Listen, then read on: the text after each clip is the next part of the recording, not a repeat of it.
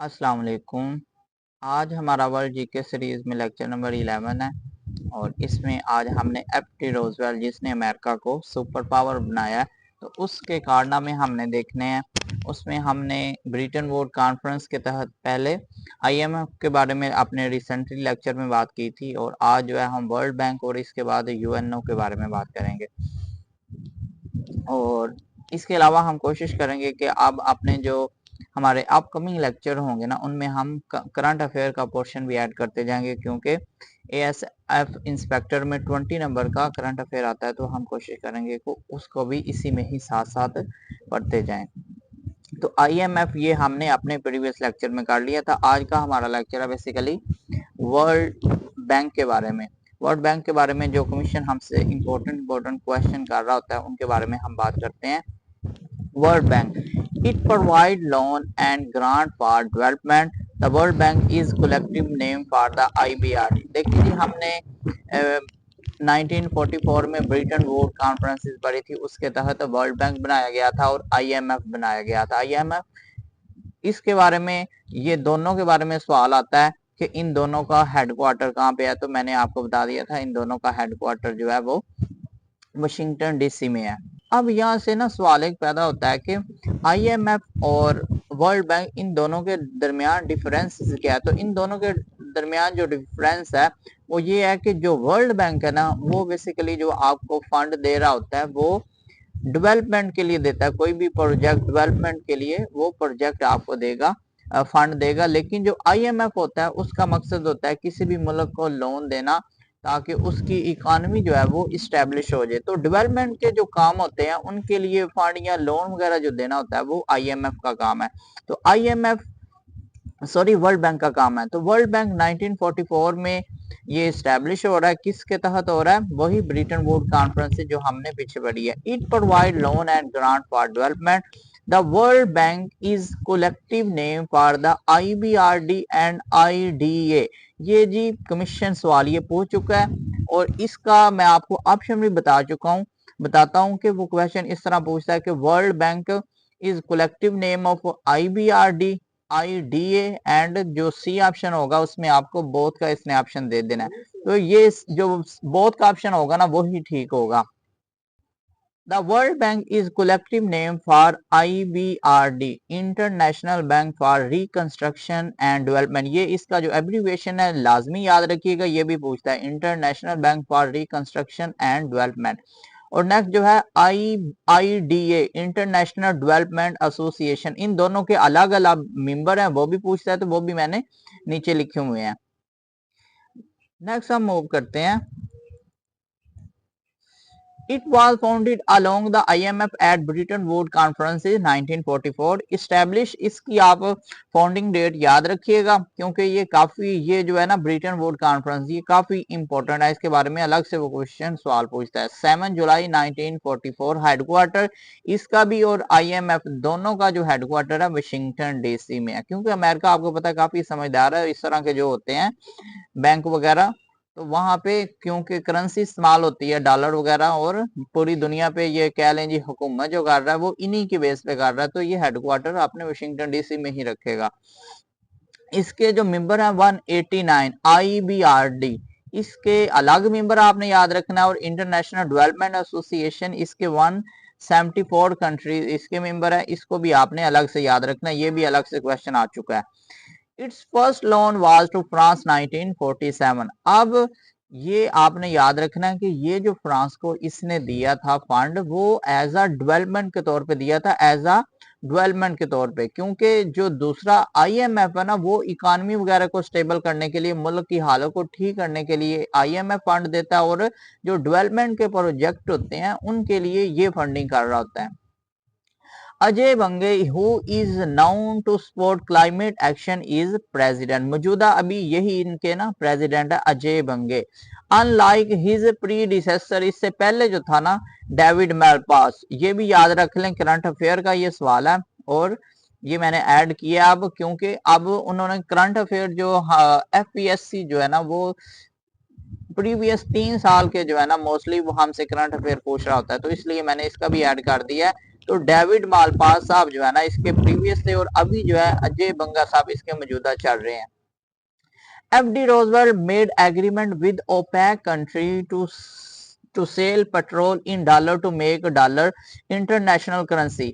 आज आप देखते हैं ना, अगर हमने UAE से डॉलर लेना, ऑयल लेना है या सऊदी अरेबिया से लेना है, तो हम जो है उनको रकम जो है वो डॉलर में देते हैं। क्यों? क्योंकि अमेरिका ने ओपेक कंट्री जो है ना, ऑयल एक्सपोर्टिंग कंट्री जो होती है ना, ऑयल पेट्रोलियम एक्सपोर्टिंग कंट्री जो है, उनके साथ अमेरिका ने ये बकायदा FD रोजवेल्ट साहब का ही ये कारनामों में से आता है कि उसने इनके साथ ये माहदा किया हुआ है कि आप जो है आइंदा से पेट्रोलियम जो है वो डॉलर में आप बेचेंगे। तो इस तरह जो है वो दुनिया में इसकी मोनोपोली जो है वो कायम होती है। आप देखेंगे आगे जाके जब 1973 में कपूर वार होती है, और उसके बाद आपने वो सऊदी अरेबिया का किंग शाह फैसल के बारे में उसका एक अहम कारनामा भी सुना होगा, जब उसने इन कंट्रीज को, अमेरिका वगैरह जो कंट्रीज थी, इन यूरोपियन कंट्रीज भी साथ मिला ले, उनको पेट्रोल जो है वो सेल करना बंद कर दिया था। तो क्राइसिस पैदा हो गया था, जिसके लिए ना वो कमीशन अलग से सवाल पूछता है। ऑयल इम्बार्गो, ये टर्म जो है ना आपने याद रखनी है। ऑयल इम्बार्गो मतलब जब तेल जो है पेट्रोल इन्होंने रोक लिया था।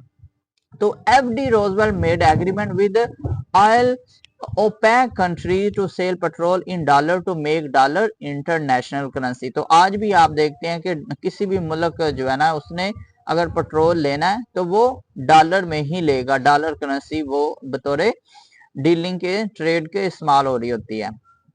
नेक्स्ट है the term petro dollar was coin in early 1970 during oil crisis. तो ये पीरियड आप जरूर याद रखिएगा।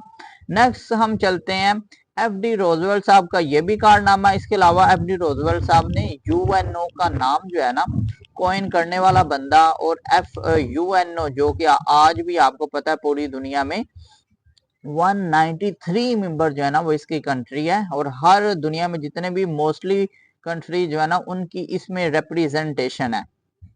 तो UNO यूनाइटेड नेशन ऑर्गेनाइजेशन, इसका सारा स्ट्रक्चर और इसका सारा आइडिया और इसका नाम देने वाला जो बंदा है वो है FD रोजवेल्ट साहब। उसके बारे में उसी के ये हम कारनामे पढ़ रहे हैं। तो United nation UNO day is celebrated every year on 24 अक्टूबर। अब 24 अक्टूबर क्यों है? क्योंकि UNO 24 अक्टूबर को ही फाउंड हो रहा है। और कहाँ पे हो रहा है ये अलग से मिशन ने सवाल पूछा हुआ है। सांस फ्रांसिस्को। देखें UNO का जो हेडक्वार्टर है ना वो है न्यूयॉर्क, हेडक्वार्टर इसका न्यूयॉर्क है, लेकिन ये जहाँ पे फाउंड हो रही है वो है सांस फ्रांसिस्को। सांस फ्रांसिस्को का अलग से सवाल आता है, ये कैलिफोर्निया जो US की स्टेट है ना उसमें आता है ये सांस फ्रांसिस्को। इसके अलावा UNO के आर्टिकल 111 जो है ना वो UNO के आर्टिकल है। टू ऑब्जर्वर स्टेटस है। अगर हम वैसे मेंबर देखें ना UNO के तो 193 है, लेकिन जो ऑब्जर्वर स्टेटस मतलब ये परमानेंट मेंबर नहीं है, ऑब्जर्वर है। तो इसमें एक स्टेट ऑफ पैलेस्टाइन आ जाता है और एक जो है वेटिकन सिटी आ जाता है। टू ऑब्जर्वर स्टेटस में ये अलग से कमीशन सवाल पूछ रहा होता है। अब हम UNO का पर्पस देख लेते हैं। UNO का पर्पस क्या है? तो पर्पस इसका है टू मेंटेन इंटरनेशनल पीस। आपको पता है इससे पहले जो है वो लीग ऑफ नेशन बना था वर्ल्ड वार 1 के बाद, जिसका मकसद यही था कि दुनिया को सेकंड वर्ल्ड वार से रोकना। लेकिन आपने देखा कि वो इदारा बैडली जो है वो नाकाम हो गया। तो उसके बाद ये इदारा आज तक देखें मेजर जो जंगें हो तो रही हैं, यूक्रेन रशिया वार हो रही है, लेकिन जो वर्ल्ड वार 3 है ना उसको रोकने में आज तक ये इदारा कामयाब है। लेकिन इस इदारे पे भी जो मेन मोनोपोली है वो आज भी अमेरिका की है, क्योंकि अमेरिका ही मेजर जो कंट्रीब्यूशन कर रहा होता है ना इसको चलाने के लिए वो अमेरिका का है। इस वजह से इसी के मुताबिक फैसले आ रहे होते हैं अमेरिका के मुताबिक। तो इसका ऑब्जेक्टिव है मेंटेन इंटरनेशनल पीस। अब इसके एसेंशियल फीचर हम देखते हैं। Essential feature of state to be admitted in UNO are 4। ये देखें जी, आपने ये फिगर याद रखना है।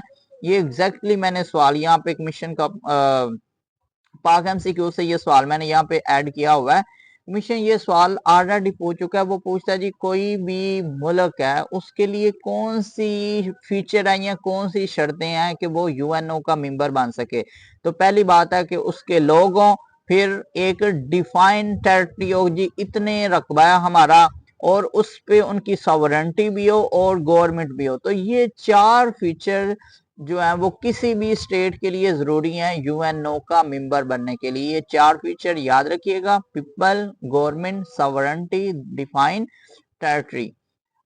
फिर हम इसके सेक्रेटरी जनरल की तरफ आ जाते हैं। तो क्योंकि ये अलग से सवाल बनता है कि जो यूएनओ, क्योंकि इसमें 193 कंट्री की रिप्रेजेंटेशन होती है, तो ये दुनिया का सबसे पावरफुल रिटर्न कॉन्स्टिट्यूशन के हिसाब से हम देखें ना, रिटर्न फॉर्म में जो दुनिया का पावरफुल बंदा है वो यूएनओ का सेक्रेटरी जनरल होता है। यहाँ पे ना वो कमीशन अमेरिकन का जो प्रेसिडेंट है ना, अमेरिका का प्रेसिडेंट, उसका भी ऑप्शन देता है। इसी तरह यूरोपीय यूनियन का भी जो होगा ना सेक्रेटरी, उसका भी वो ऑप्शन देता है। तो आपने ये याद रखना है, यूएनओ का जो सेक्रेटरी जनरल होगा वो दुनिया का पावरफुल बाम है इन रिटर्न फॉर्म में। तो अभी जो मौजूदा यूएनओ का सेक्रेटरी जनरल साहब चल रहे हैं वो है एंटोनियो गुटरस। ये बंदा अभी तीसरी टर्म के लिए ना आया हुआ है। एंटोनियो गुटरस ये पुर्तगाल से है, ये पुर्तगाल का पहले पीएम रह चुका है।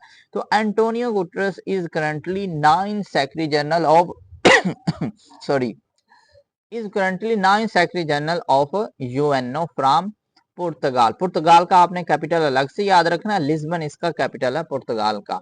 तो ये 9th सेक्रेटरी जनरल है और इसकी टर्म भी आपने याद रखनी है, 9 टर्म है, और ये तीसरी दफा भी जो है ना ये 2029 तक ये रहेगा। नेक्स्ट हम चलते हैं। अब ये जो इसके सेक्रेटरी जनरल है ना, इनके बारे में काफी कमीशन सवाल पूछता है, तो हम इनके कुछ सेक्रेटरी जनरल के बारे में सवाल करते हैं। UN secretary general death in plane crash was Dag Hammarskjold. तो ये जो बंदा है ना, इसका आपने जरूर याद रखना है। वो पूछता है जी कौन सा यूएन का सेक्रेटरी जनरल, जिस तरह हमारे जिया साहब जो है उनके बारे में पूछता है जी कौन सा पीएम पाकिस्तान का प्लेन क्रैश में गया, तो वो है जी जिया साहब। तो इसी तरह डैग हैमर्स, ये भी बंदा जो है ना यूएन सेक्रेटरी जनरल, इसकी प्लान में डेथ होगी, प्लान क्रैश हुआ है इसका।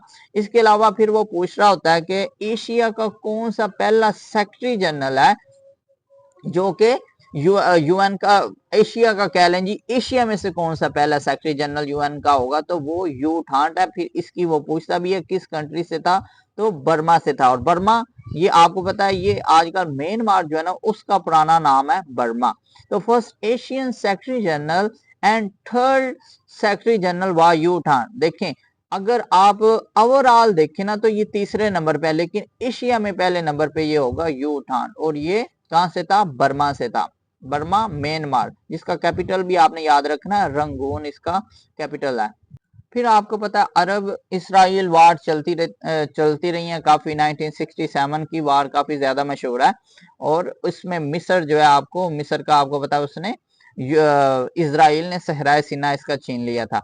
अब यहाँ से ना वो कमीशन सवाल बनाता है कैंप डेविड अकॉर्ड का। 1978 में काफी इंपॉर्टेंट सवाल है कैंप डेविड अकॉर्ड। आपको पता है इसमें इसराइल का मिस्र के साथ जो है वो पीस अकॉर्ड हुआ था, और इसमें दोनों ने एक दूसरे के साथ अमल कायम करने के लिए ना, दोनों कह लें जी एक दूसरे के साथ इन्होंने डिप्लोमेटिक रिलेशन कायम किए थे। तो अब यहाँ पे वो सवाल बनाता है, इसका ईयर भी पूछता है, कैंप डेविड अकॉर्ड 1978 में हो रहा है, और उस वक्त यूएन का कौन सा सेक्रेटरी जनरल होगा, कुर्ट विल्हेल्म, 1972 से लेकर 81 तक। अच्छा आपने ये याद रखना, इसके जो पहले दो सेक्रेटरी जनरल है ना या तीन, उनका आपने पीरियड भी लाजमी याद रखना। इसी तरह जो लास्ट दो होंगे उनका भी आपने पीरियड जरूर याद रखना है, क्योंकि वो पूछता है लास्ट वाला भी और अभी जो मौजूदा चल रहा है, और इसी तरह फर्स्ट और सेकंड के का जो पीरियड है ना वो ये भी पूछ लेता है। तो जब कैंप डेविड अकॉर्ड हुआ ना 1978 में, उस वक्त कौन सा सेक्रेटरी जनरल चल रहा है, कुर्ट विल्हेल्म, 1972 से 81। ये अब जो मैं इनके सवाल मैंने इस तरह लिखे हुए हैं कि फर्स्ट से जो कमीशन हमसे सवाल कर रहा होता है, या सेकंड से जो सवाल आता है, या थर्ड से आता है, इस तरह ना मैंने इनको तरतीब से अरेंज किया हुआ है। अब जो पीरियड है ना, पीरियड इनके सिर्फ जो पहला है और दूसरा उनके बारे में आते हैं, या जो लास्ट है या सेकंड लास्ट है उनके बारे में कमीशन बस सवाल करता है। इसके अलावा सवाल जो है ना वो पीरियड के बारे में नहीं सवाल पूछता। नेक्स्ट हम मूव करते हैं सेकंड लास्ट सेक्रेटरी जनरल। ये देखें जी आ गया second last secretary general was बंग की मून 2007 से लेकर 17 तक। तो 17 से अभी आपको पता है एंटोनियो गुटेरेस साहब चल रहे हैं, तो उससे पहले आपसे ये पूछेगा जी जो सेकंड लास्ट था क्या नाम है उसका जी, बंग की मून है, और ये साउथ कोरिया से था, साउथ कोरिया से था बंग की मून। तो ये है जी सेकंड लास्ट सेक्रेटरी जनरल। अभी फिर आपसे यहाँ से वो ये भी पूछ सकता है कि एंटोनियो गुटेरेस वो कहाँ से कब से ये यूएन का सेक्रेटरी जनरल है, तो इसकी तीसरी टर्म है ना एंटोनियो गुटेरेस की, तो ये 2017 से चल रहा है। आगे है जी सेवन सेक्रेटरी जनरल जो है ये काफी बंदा इंपॉर्टेंट है, क्योंकि इसके दौर में ना काफी रिफॉर्म भी हुई हैं, वो हम देखते हैं।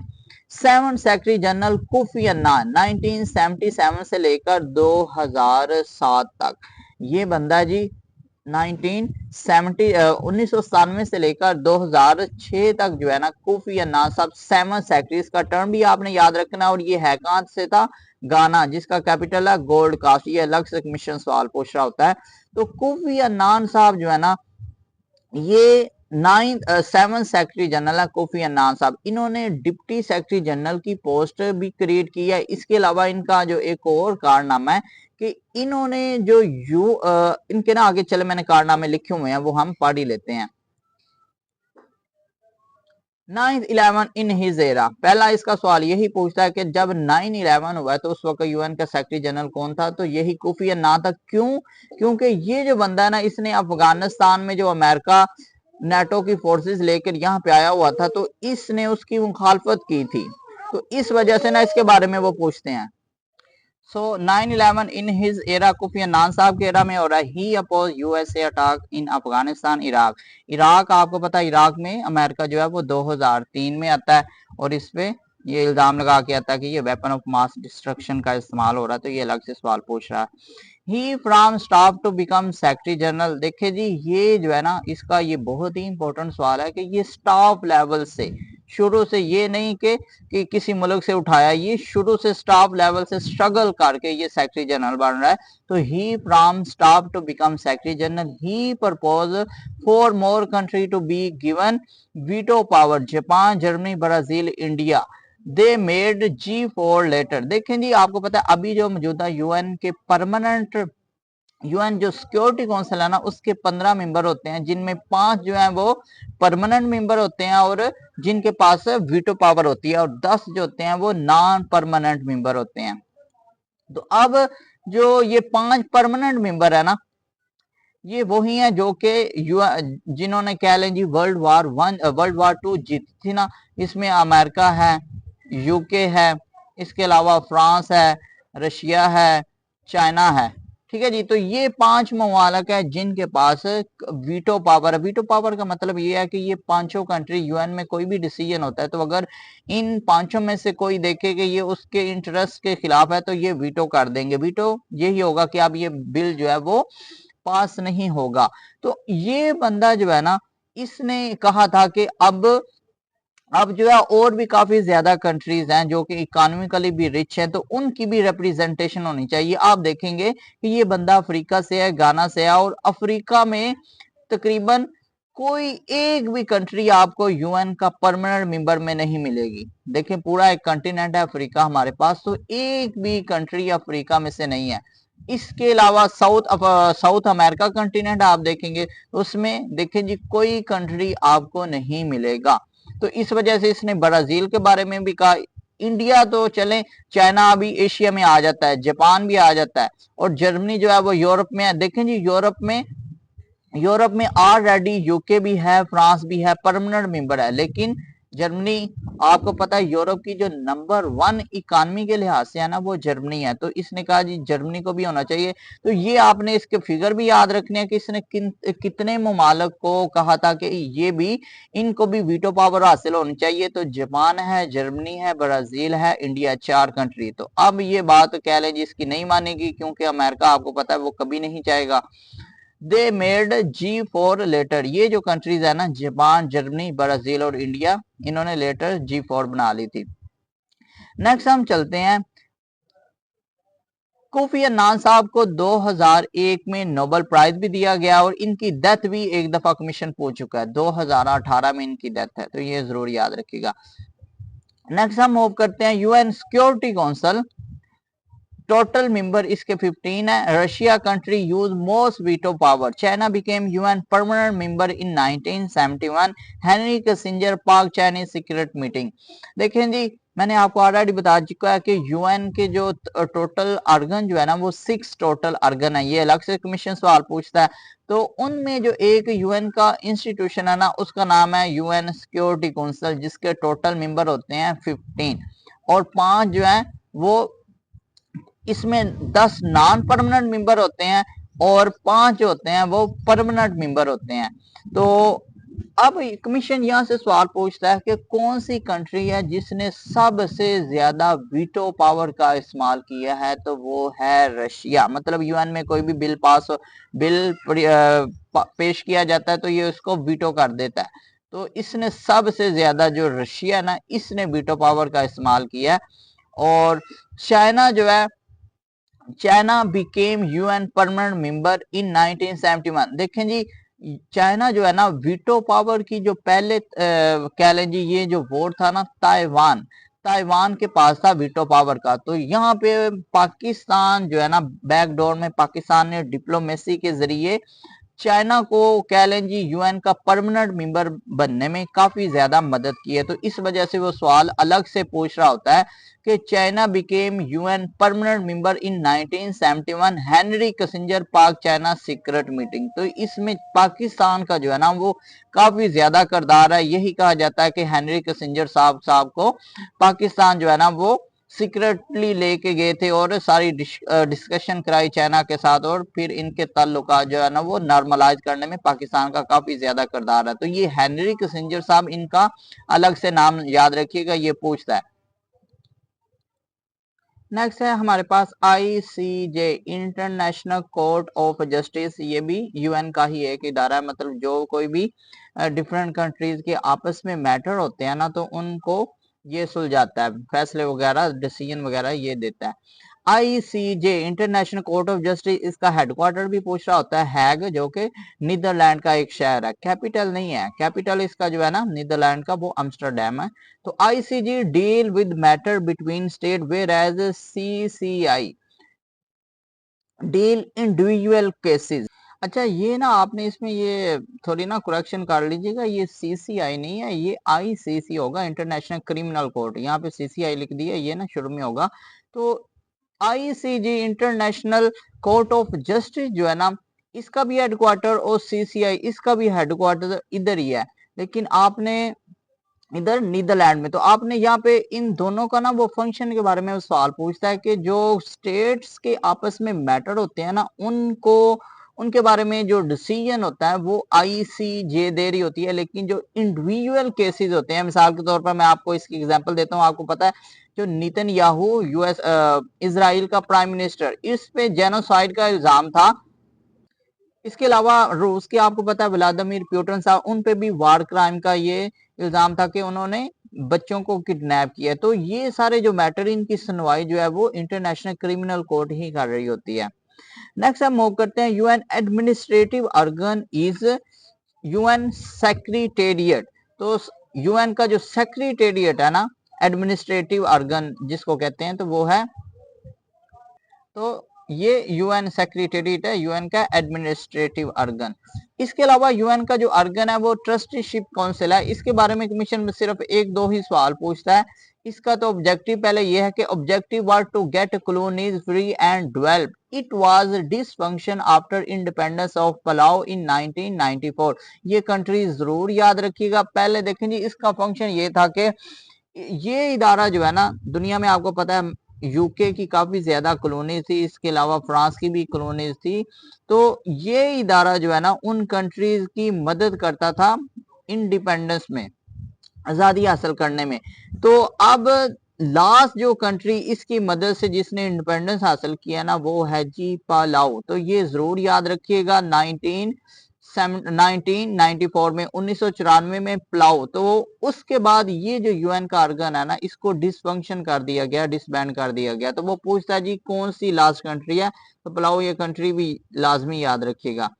उसके बाद Amina J Mohammed is currently deputy secretary general of UN. मैंने आपको अभी कोफी अन्नान साहब जो कि 1997 में आए थे, मैंने उनका आपको कारनामा बताया था कि उसने डिप्टी सेक्रेटरी जनरल जो है ना, सेक्रेटरी जनरल पहले होता था, तो ये अलग से सवाल पूछता है कि डिप्टी सेक्रेटरी जनरल की सीट कब क्रिएट की जाती है यूएन में, तो वो उसी ने ही आके क्रिएट की है, कोफी अन्नान साहब ने। डिप्टी सेक्रेटरी जनरल जो है वो आमिना जे मोहम्मद है, जो कि करंटली है since 2017 from British Nigerian। First deputy secretary general was Louise Frechette, ये भी याद रखिएगा, लुइस प्रेचिट।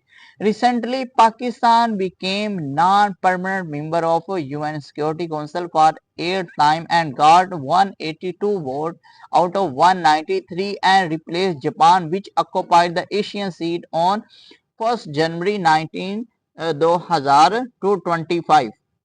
2025। तो देखें जी 1 जनवरी 2025 से जो है ना पाकिस्तान अभी 8वीं दफा यूएन सिक्योरिटी काउंसिल का जो नॉन परमानेंट मेंबर जो कि 10 होते हैं ना उनमें अब पाकिस्तान भी आ गया। तो इसके अलावा जो और कंट्रीज भी आई हैं वो सोमालिया भी बना है नॉन परमानेंट मेंबर, पनामा है, ग्रीस है और डेनमार्क है।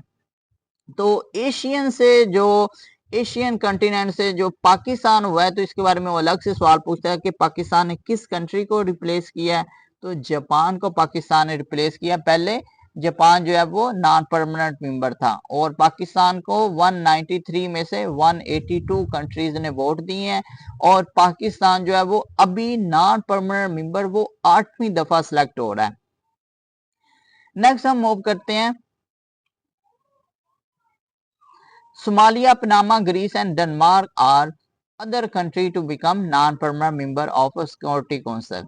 On 30 September 1947 Pakistan became UNO member। ये देखें जी इंपॉर्टेंट सवाल है हमारे पास, वो पूछता है कि जब पाकिस्तान ने यूएन को ज्वाइन किया था 30 सितंबर को, अभी हमने ऊपर 24 अक्टूबर 1945 पढ़ा था जब यूएनओ कायम हुई थी और पाकिस्तान ने इसको 30 सितंबर 1947 को ज्वाइन किया। तो जब पाकिस्तान ने ज्वाइन किया तो पाकिस्तान 57 मेंबर बन गया था। Pakistan became first time member of security council in 1952-53। ये काफी इंपॉर्टेंट है और काफी दफा ये सवाल आ चुका है। और लास्ट टाइम जब पाकिस्तान सिक्योरिटी काउंसिल का मेंबर बना था नॉन परमानेंट तो वो 2012-13। तो अभी 8वीं दफा बना है, 2025 से ये रहेगा और इससे पहले 2012-13 में बना था और पहली दफा 1952-53 में बना था। ये सारे कमीशन सवाल पूछ चुका है। तो आज के लिए इतना ही काफी है, दुआ में याद रखिएगा। अस्सलाम वालेकुम रहमतुल्लाहि व बरकातुहू।